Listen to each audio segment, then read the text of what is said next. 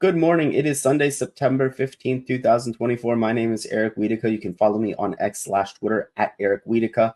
I do just want to remind everyone to like, comment, and subscribe. It does help the channel grow for Five Reasons Sports as they continue to provide the best sports coverage in all of South Florida, from the Heat, the Marlins, the Canes, the Panthers. It's all there. Anything South Florida sports, you name it, we got it. This is going to be a take five on the Miami Dolphins. But before I do get into that, I want to thank Prize Picks for sponsoring this and for partnering with us at Five Reasons Sports. Remember to use promo code 5. That's going to be FIVE to get a $50 bonus play on your first lineup of $5 or more. That's promo code FIVE for Prize Picks. So the whole thing about this is the big news of the morning right now is Ian Rappaport on NFL Network, probably about an hour and a half ago now, announced that Tua Tagovailoa has no plans to retire following his concussion on Thursday night against the Buffalo Bills. And while it is too early to speculate a possible return date at this point, he is scheduled to meet with neurologists early this week to kind of get an idea of what that timeline might look like and what that recovery process might look like. I think given as much as I just said, it's a little reckless to speculate. I am going to ask you guys to just bear with me as we go into a little bit of reckless speculation here. I think it's probably unlikely you see Tua before the bye week, just given the severity of the concussions that he's had.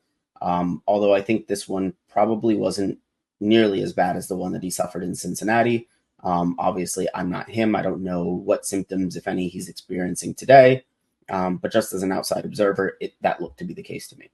I will say, given the fact that this is his third or fourth in 2 or 3 seasons in the NFL, I probably would imagine he's going to be out for at least a few weeks, if not more, potentially through the bye week.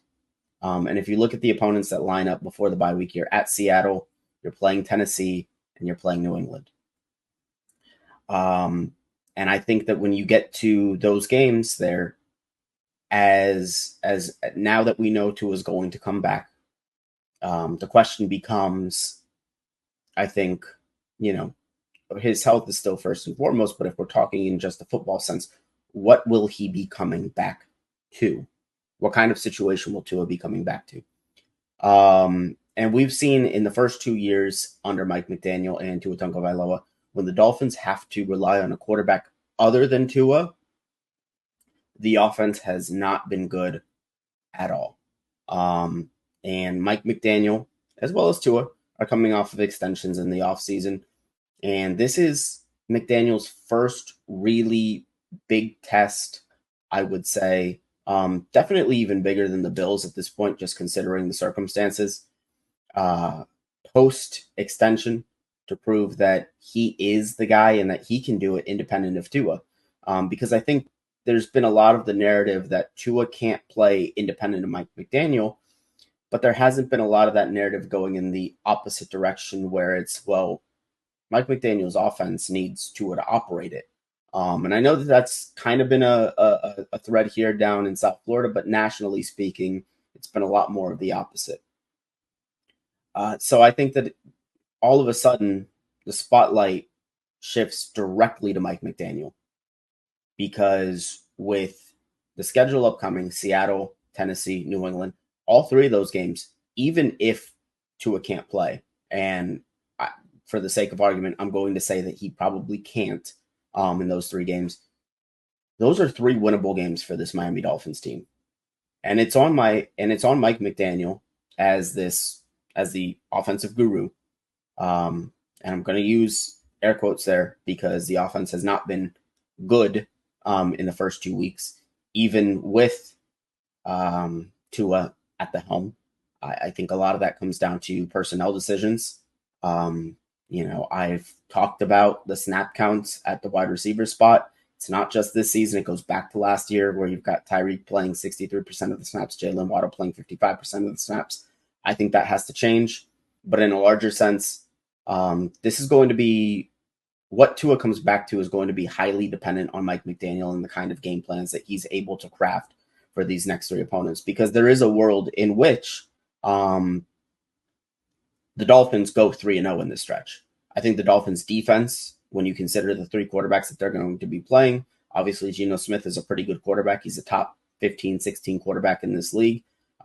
He's no walk in the park by any means. But I think when you go from Trevor Lawrence and Josh Allen, I think that there's still a little bit of a drop there to Geno Smith.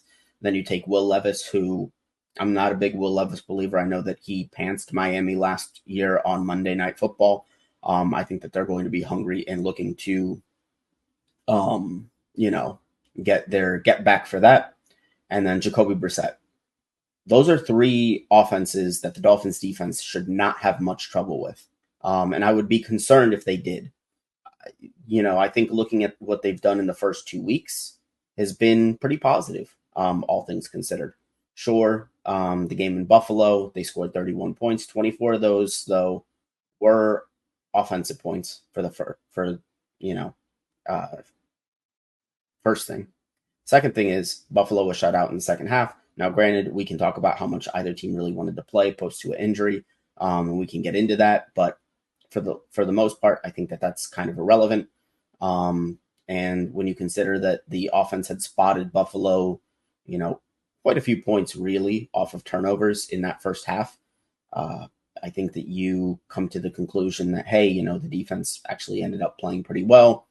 I know that there's questions about Jalen Ramsey and whatnot, but I think overall you're still pretty happy with the defense as a unit in the first 2 weeks of the season.